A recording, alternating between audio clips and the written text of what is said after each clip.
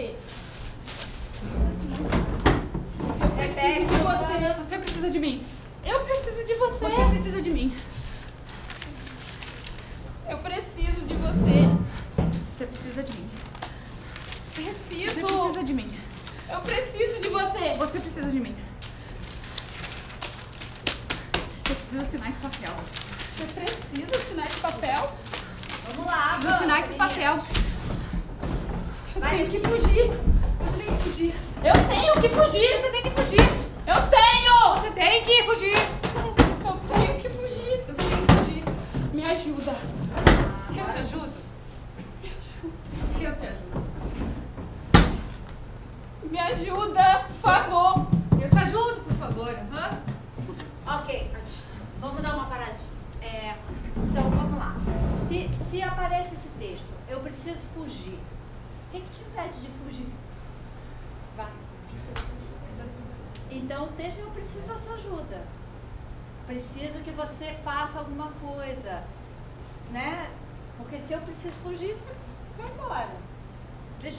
Vamos dar uma melhorada aqui. Qual é o seu objetivo, João? Eu preciso assinar.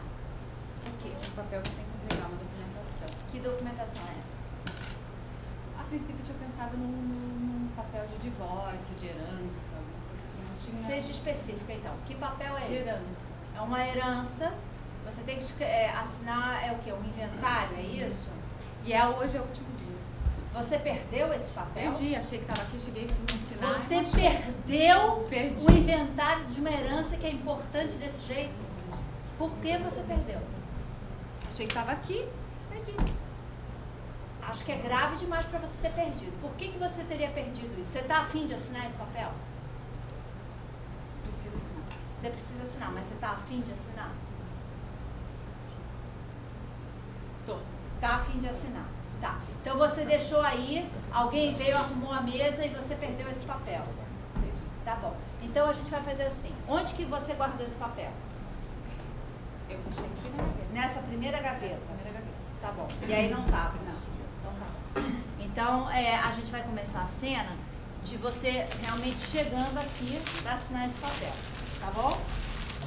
Tava aqui na primeira gaveta. Isso. Entendi. Beleza. Então,